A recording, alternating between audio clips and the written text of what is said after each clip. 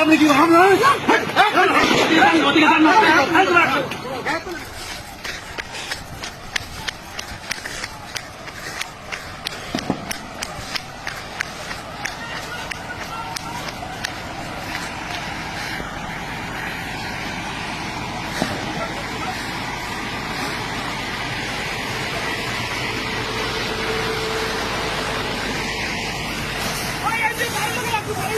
কই কই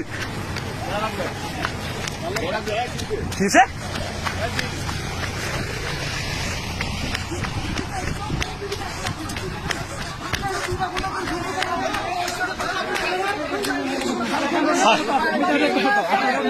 কি ব্যাপার